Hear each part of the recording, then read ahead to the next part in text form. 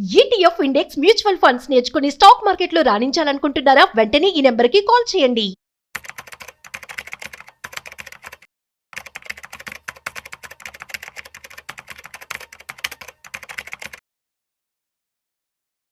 Sir నమస్తే sir. Sundararamareddy గారు. నమస్తే అండి. సుందరరామరెడ్డి గారు, ఇప్పుడు ఎవరైనా ఏదైనా డబ్బుల విషయంలో నష్టపోయినప్పుడు, మోసపోయినప్పుడు ఇంట్లో కుటుంబ సభ్యులు కానీ లేదంటే తెలిసిన వాళ్ళ బంధువులు ఏమంటారంటే, అయ్యో వాడు పెద్దగా చదువుకోలేదు, వాడికి ఆ విషయం పట్ల పెద్దగా అవగాహన లేకపోవడం వల్ల పాపం వాడు నష్టపోయాడు, మోసపోయాడు అని చెప్తుంటాం. చెప్పేవాళ్ళు మన పెద్దవాళ్ళకి అప్పుడు. బట్ ఇప్పుడు సిచ్యువేషన్ ఎలా ఉందంటే, ఎస్పెషలీ డబ్బుల విషయంలో మోసపోయే వాళ్ళు, నష్టపోయే వాళ్ళంతా పెద్ద పెద్ద చదువులు చదువుకున్న వాళ్ళు, పెద్ద పెద్ద ఐఐటీల్లో పెద్ద పెద్ద టాప్ ర్యాంకింగ్స్ వచ్చిన వాళ్ళు, గోల్డ్ మెడలిస్ట్ వచ్చిన వాళ్ళు, తర్వాత పెద్ద పెద్ద డాక్టర్ చదువులు చదువుకున్న వాళ్ళు, ఇటువంటి వాళ్ళు పెద్ద ఎత్తున మోసపోతున్నారు. ఇంకా చెప్పాలి అంటే రీసెంట్ టైమ్స్ లో డాక్టర్లు, చార్టెడ్ అకౌంటెంట్లు ఇటువంటి వాళ్ళు కూడా ఈ డిజిటల్ అరెస్ట్ స్కాములకి మోసపోతూ పెద్ద ఎత్తున మోసపోతున్నారు. రీసెంట్ గా ఒక అతను ఐఐటి టాపర్ అండ్ డాక్టర్ అంట, దాదాపు 14 కోట్ల రూపాయల డిజిటల్ అరెస్ట్ స్కామ్ కి గురయ్యాడు. సో ఇటువంటి విషయాల నుంచి అసలు మనం ఏం తెలుసుకోవాలంటారు? ఇది ఇండియాలోనే ఇప్పటివరకు రికార్డ్ అయిన బిగ్గెస్ట్ అమౌంట్ స్కామ్ అండి డిజిటల్ స్కామ్స్ లో. అండ్ టోటల్ ఈ లాస్ అయింది అండ్ 14.5 crore అనమాట.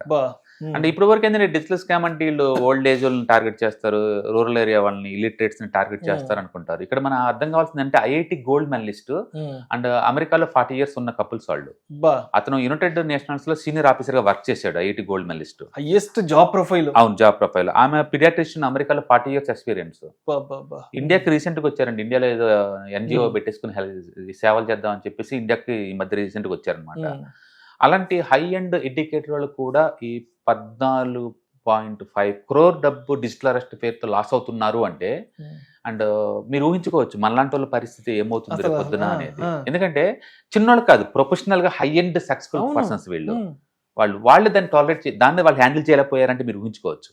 అమెరికా లాంటి పెద్ద పెద్ద దేశాల్లో పెద్ద పెద్ద చదువులు చదువుకొని అక్కడ పెద్ద పెద్ద ఉద్యోగ బాధ్యతలు నిర్వర్తించిన వాళ్ళు కూడా ఇవాళ ఈ డిజిటల్ అరెస్టుల ద్వారా నష్టపోతున్నారు. ఫస్ట్ ఇక్కడ ఇది టోటల్ స్కామ్ అనటం ఎలా ఉంటదంటే, ఫస్ట్ అవతల బెదిరింపు కాల్ చేస్తుంటారు.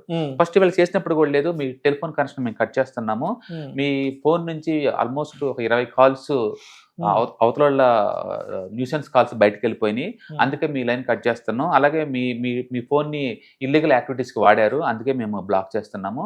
మీరు ఇమీడియట్ గా వీళ్ళతో మాట్లాడారని చెప్పేసి ఇంకొక ఆ కాల్ ని ముంబైకి ట్రాన్స్ఫర్ చేశారు. సో ఫస్ట్ సైకలాజికల్ గా భయపెడతారు. అవును, మీ తప్పు చేశారు, ఇప్పుడే క్లియర్ చేసుకోండి అన్నట్టు అనమాట.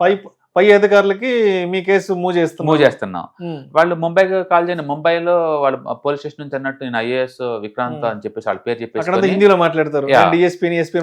పెద్ద టీం, అది పెద్ద టీం ఉంటుంది అక్కడ, పెద్ద వ్యవస్థ అంతా ఉంటుంది. వాళ్ళు అని చెప్పేసరికి ఏంటంటే వాళ్ళు మేము చేసింది నిజమేమో అనుకున్నారు. ఎందుకంటే వాళ్ళు వీడియో కాల్స్ చేసినప్పుడు లేదు ఐసోలేట్ చేస్తారు. ఫస్ట్ వీళ్ళైతే ఆల్మోస్ట్ 14 days ఐసోలేట్ చేశారు.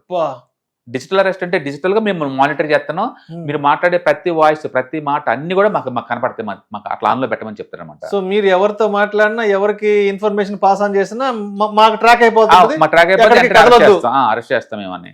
రెండోది, మీ సుప్రీం కోర్టు హీరింగ్ వస్తుంది ఈ రోజు అర్జెంట్ బేసిస్ మీద. ఎందుకంటే మీరు ఇల్లీగల్ యాక్టివిటీ చేశారు కాబట్టి మీ దగ్గర అమౌంట్ అంతా మొత్తం కూడా మేము చెక్ చేయాలి, వెరిఫికేషన్ చేయాలి ఆర్బీఐ వాళ్ళు.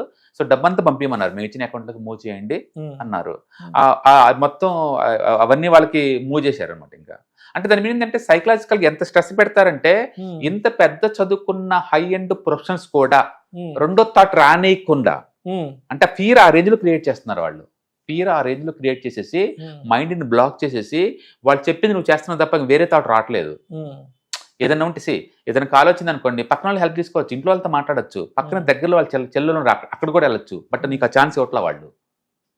ఇవాళ డిజిటల్ అరెస్ట్ అంటే ఏంటంటే మీరు ఐసోలేట్ అనమాట. ఇంకా psychological trap, it nothing but psychological trap. Psychological trap చేస్తారు.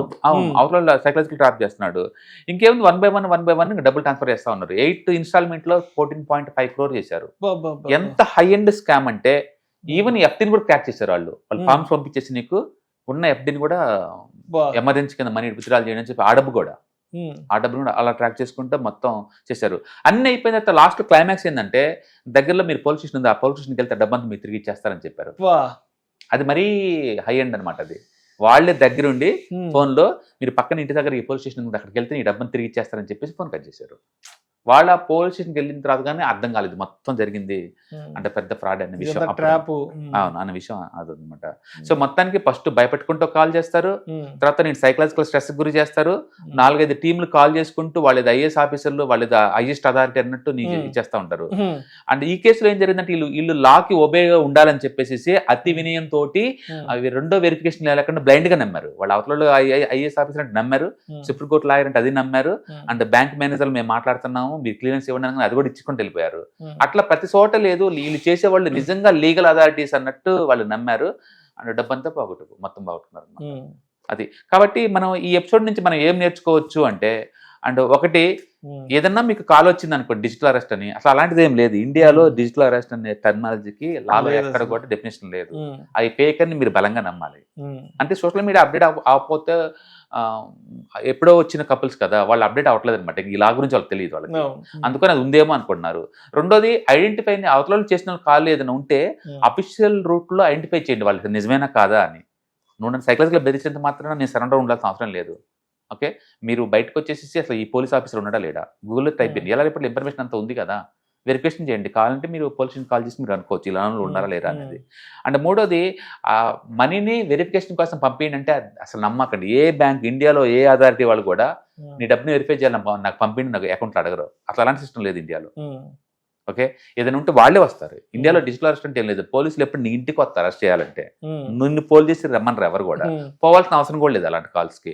అండ్ ఫోర్త్ వన్ అంటే మీరు ఏదైనా జరిగితే ఫ్యామిలీ తోటి కమ్యూనికేట్ చేసుకోండి, డిసిషన్ తీసుకోమాక. ఎందుకంటే మీరు సైకలాజికల్ స్ట్రెస్ లో ఉన్నారు, మీరు ఆ టైంలో ఏ డిసిషన్ రైట్ తీసుకోలేరు, అందుకని మీ ఫ్రెండ్స్ వాళ్ళతో వెళ్తూ తీసుకోండి. బట్ వాళ్ళు నేను ఎలా చేయరు, మీరు డిజిటల్ అరెస్ట్ కాబట్టి ఇలా ఉండాలంటారు అంటే అవతల మాట గుడ్డిగా మీరు నమ్ముతున్నారు తప్ప మీరు ఓన్ గా బ్రెయిన్ ఆలోచించలేకపోతున్నారు. అంత సైకలాజికల్ గా నీ మీద వాళ్ళు ఇన్ఫ్లుయెన్స్ చూపిస్తున్నారు వాళ్ళు. అందుకని వీళ్ళు కూడా ట్రాప్ లో పడ్డారు, ఎందుకంటే అవతల నిజమైన అధికారులు ఏమో అన్నట్టుందనమాట. బట్ ఎప్పుడైనా మన ఫ్యామిలీ మెంబర్స్ తోటి డిస్కస్ చేసిన బెటర్. ఎప్పుడైనా మీకు డౌట్ వచ్చింది అనుకోండి వెంటనే సైబర్ క్రైమ్కి రిపోర్ట్ చేయాలి. అండ్ 1930 నెంబర్ కనుక మీరు డయల్ చేస్తే స్పాట్లో వాళ్ళు ఇమీడియట్గా చూసుకుంటారు.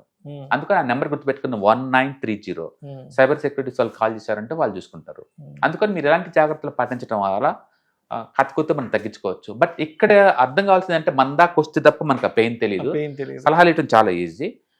బట్ నెక్స్ట్ టైం కనుక మీకు ఏదైనా కాల్ వస్తే ఈ డిజిటల్ అరెస్ట్ అంటూ కాల్ వస్తే అసలు అలాంటి కాన్సెప్ట్ ఇండియాలో లేదని మీరు బలంగా నమ్మాలి. రెండోది ఏదన్నా విషయం ఉంటే ఫ్యామిలీతో డిస్కస్ చేసేంత వరకు కూడా ఎలాంటి చేయకూడదు. అవతల వెరిఫికేషన్ కోసం మనీ పంపించండి అంటే గుడ్డిగా పంపించమాకండి. మీరు ఒక బ్యాంకర్ నమ్మడానికి వీల్లేదు, ఒక పోలీసులు నమ్మడానికి ఎవరికి అసలు అవతల కాల్ చేస్తే మీరు నమ్మద్దు, మీ ఇంటికి వచ్చి వెరిఫికేషన్ చేసుకోండి అంతే. ఓకే, ఏదైనా మీకు డౌట్ రాగానే ఇమీడియట్గా 1930 కాల్ చేసుకొని కన్ఫర్మేషన్ చేసుకోండి.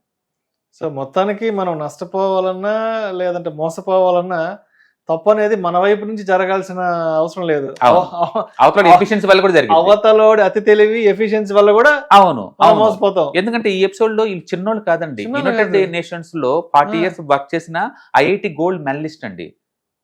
అందుకని మనకన్నా ఇంటెలిజెన్స్ వాళ్ళు ఏం తెలివి లేని వాళ్ళు కాదు, చదువు లేని వాళ్ళు కాదు, తెలివి తక్కువ వాళ్ళు కాదు, బుర్ర పంజని వాళ్ళు కాదు. బట్ వాళ్ళ ఆ సిచ్యువేషన్ క్రియేట్ చేశారు అవతల ఫోన్ ద్వారా. ఎవ్రీథింగ్ ఫోన్ లోనే.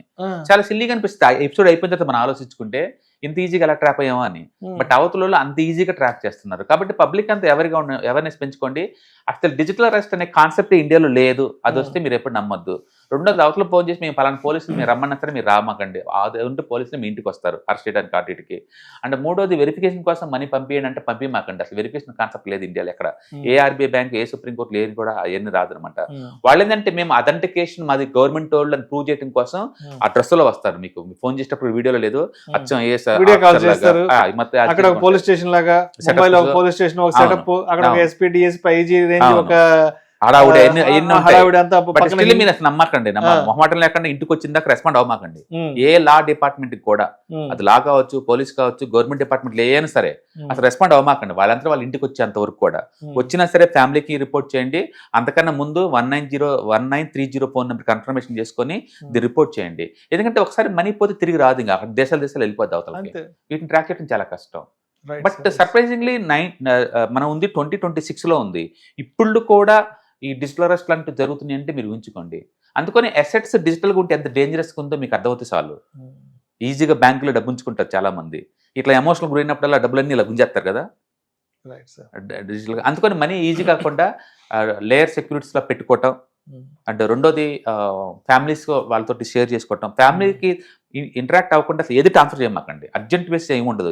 ఇండియాలో అర్జెంట్ ఏం లేదండి, ఎక్కడ అర్జెంట్ ఏమి ఉండదు. మీరు డిస్కస్ చేయండి ఫ్యామిలీ తోటి, ఫ్రెండ్స్ తోటి, మీ తెలిసిన లాయర్లతోటి డిస్కస్ చేసిన తర్వాతనే. అవతల అంత టైం ఇవ్వకుండా హరీ చేస్తున్నారంటే అది ఫేక్ అని గమనించండి మీరు. రైట్ అంత అర్జెంట్ ఏం లేదు. మీరు ఎంత ఫ్రాడ్ చేసినా సరే అంత అర్జెంట్ ఏముంది దాంట్లో. అందుకని ఏంటి నమ్మొద్దండి. ఏదైనా ఉందంటే ముందు ఫ్రెండ్స్తో, ఫ్యామిలీతో డిస్కస్ చేయండి, లీగల్ అథారిటీతో కన్ఫర్మేషన్ చేసుకుని తర్వాత మనీ ట్రాన్స్ఫర్ చేయండి. అవతల గుడ్డిగా మేము మనీ ట్రాన్స్ఫర్ చేయమంటే చేయడు. బట్ గుర్తుపెట్టుకోండి, ఆ సినారియో ఎలా క్రియేట్ చేస్తారు అంటే మీరు 5 నిమిషాలు మీరు చంపేస్తాము, మీరు చచ్చిపోతారు అన్నంత ప్యానిక్ క్రియేట్ చేస్తారు. ఊహించుకోండి, ఐఏఎస్ వాళ్ళు పెద్ద పెద్ద చిన్నోళ్ళు కాదు, వాళ్ళు ప్రొఫెషనల్గా హై అండ్ సక్సెస్ఫుల్ అయిన పర్సన్స్, ఇలాంటి ఎన్నో డీల్ చేసి బయటకు వచ్చిన వాళ్ళు. బట్ వాళ్ళే ట్రాప్ అయ్యారంటే చిన్నోళ్ళు, మనలాంటి వాళ్ళు చాలా ఈజీగా వీక్గా ఇదవుతారు అనమాట. అందుకని గుర్తుపెట్టుకోండి, డిజిటల్ అరెస్ట్ అనగానే వెంటనే కట్ చేయడం నేర్చుకోండి. అసలు అవసరం లేదు, అలాంటి రెస్పాండ్ అవసరం లేదు. ఈ month ETFs, index funds and mutual funds webinar January 31 and February 1 రోజులో జరుగుతుందండి. ఇది ఆన్లైన్ వెబినార్, డైలీ 3 hours ఉంటుంది, 2 days ప్రోగ్రాము. అండ్ ఇంట్రెస్ట్ ఉన్న పార్టిసిపెంట్స్ కింద స్క్రోల్ అవుతున్న నెంబర్పై కాల్ చేసుకొని సీట్ రిజర్వ్ చేసుకోండి. అండ్ ప్రతి వెబినార్లోనే దీంట్లో కూడా ఈటీఎఫ్స్ గురించి, ఇండెక్స్ ఫండ్స్ గురించి అండ్ మ్యూచువల్ ఫండ్స్ గురించి మనం ఎలా ట్రాక్ చేయాలి, ఎక్కడ దీన్ని అనలైజ్ చేసుకోవాలి, కొత్తగా ఏదన్నా ఈటీఎఫ్స్, ఇండెక్స్ ఫండ్స్ వస్తే వాటిని ఎలా మనం ట్రాక్ చేసుకోవాలి, ఇలాంటి మొత్తం మీకు ప్రాక్టికల్గా నేర్పుతారు. కాబట్టి ఇంట్రెస్ట్ ఉన్న పార్టిసిపెంట్స్ కింద స్క్రోల్ అవుతున్న నెంబర్పై పింగ్ చేసుకొని సీట్ బుక్ చేసుకోండి. Thank you.